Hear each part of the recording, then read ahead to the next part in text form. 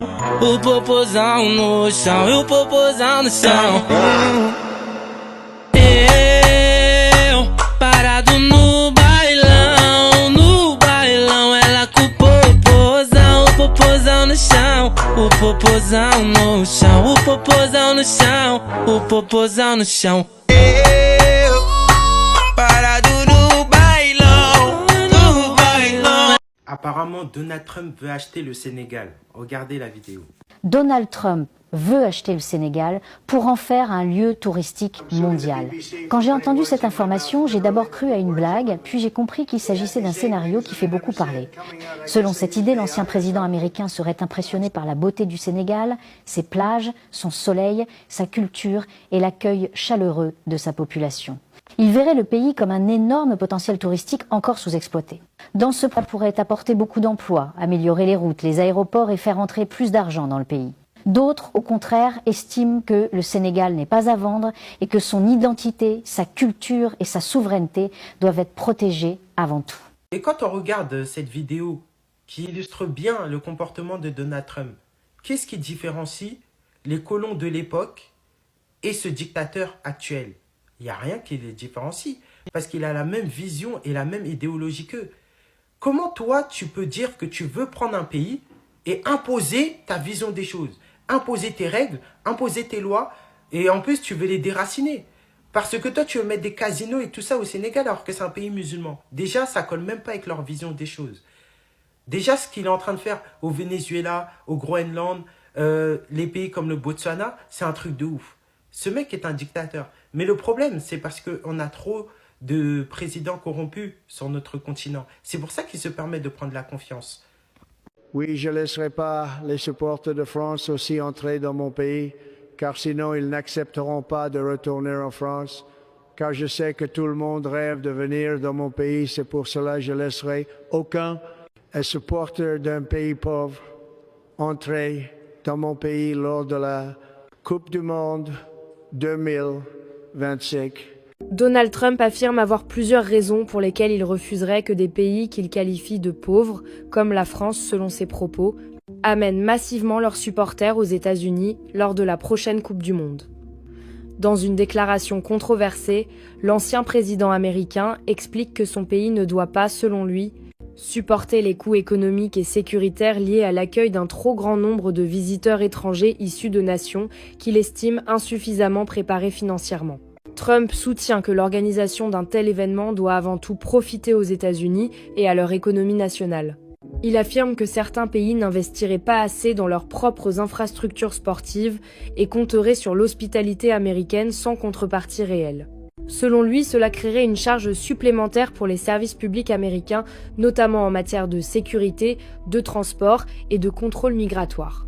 Oui, je ne laisserai pas les supporters de France aussi entrer dans mon pays, car sinon ils n'accepteront pas de retourner en France. Car je sais que tout le monde rêve de venir dans mon pays, c'est pour cela que je ne laisserai aucun supporter d'un pays pauvre entrer dans mon pays lors de la Coupe du Monde 2025. Donald Trump affirme avoir plusieurs raisons pour lesquelles il refuserait que des pays qu'il qualifie de pauvres, comme la France selon ses propos, amènent massivement leurs supporters aux États-Unis lors de la prochaine Coupe du Monde. Dans une déclaration controversée, l'ancien président américain explique que son pays ne doit pas, selon lui, supporter les coûts économiques et sécuritaires liés à l'accueil d'un trop grand nombre de visiteurs étrangers issus de nations qu'il estime insuffisamment préparées financièrement. Trump soutient que l'organisation d'un tel événement doit avant tout profiter aux États-Unis et à leur économie nationale. Il affirme que certains pays n'investiraient pas assez dans leurs propres infrastructures sportives et compteraient sur l'hospitalité américaine sans contrepartie réelle. Selon lui, cela créerait une charge supplémentaire pour les services publics américains, notamment en matière de sécurité, de transport et de contrôle migratoire. Oui, je ne laisserai pas les supporters de France aussi entrer dans mon pays, car sinon ils n'accepteront pas de retourner en France. Car je sais que tout le monde rêve de venir dans mon pays, c'est pour cela que je ne laisserai aucun supporter d'un pays pauvre entrer dans mon pays lors de la Coupe du Monde 2025. Donald Trump affirme avoir plusieurs raisons pour lesquelles il refuserait que des pays qu'il qualifie de pauvres, comme la France selon ses propos, amènent massivement leurs supporters aux États-Unis lors de la prochaine Coupe du Monde. Dans une déclaration controversée, l'ancien président américain explique que son pays ne doit pas, selon lui, supporter les coûts économiques et sécuritaires liés à l'accueil d'un trop grand nombre de visiteurs étrangers issus de nations qu'il estime insuffisamment préparées financièrement. Trump soutient que l'organisation d'un tel événement doit avant tout profiter aux États-Unis et à leur économie nationale. Il affirme que certains pays n'investiraient pas assez dans leurs propres infrastructures sportives et compteraient sur l'hospitalité américaine sans contrepartie réelle. Selon lui, cela créerait une charge supplémentaire pour les services publics américains, notamment en matière de sécurité, de transport et de contrôle migratoire. Apparemment, Donald Trump veut acheter le Sénégal. Regardez la vidéo. Donald Trump veut acheter le Sénégal pour en faire un lieu touristique mondial.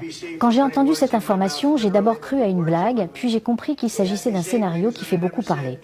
Selon cette idée, l'ancien président américain serait impressionné par la beauté du Sénégal, ses plages, son soleil, sa culture et l'accueil chaleureux de sa population. Il verrait le pays comme un énorme potentiel touristique encore sous-exploité. Dans ce projet, cela pourrait apporter beaucoup d'emplois, améliorer les routes, les aéroports et faire entrer plus d'argent dans le pays. D'autres, au contraire, estiment que le Sénégal n'est pas à vendre et que son identité, sa culture et sa souveraineté doivent être protégées avant tout. Et quand on regarde cette vidéo qui illustre bien le comportement de Donald Trump, qu'est-ce qui différencie les colons de l'époque et ce dictateur actuel? Il n'y a rien qui les différencie, parce qu'il a la même vision et la même idéologie qu'eux. Comment toi, tu peux dire que tu veux prendre un pays et imposer ta vision des choses, imposer tes règles, imposer tes lois, et en plus, tu veux les déraciner? Parce que toi, tu veux mettre des casinos et tout ça au Sénégal, alors que c'est un pays musulman. Déjà, ça colle même pas avec leur vision des choses. Déjà, ce qu'il est en train de faire au Venezuela, au Groenland, les pays comme le Botswana, c'est un truc de ouf. Ce mec est un dictateur. Mais le problème, c'est parce qu'on a trop de présidents corrompus sur notre continent. C'est pour ça qu'il se permet de prendre la confiance. O popozão no chão, e o popozão no chão. Eu, parado no bailão, ela com o popozão no chão. O popozão no chão, o popozão no chão, o popozão no chão. Para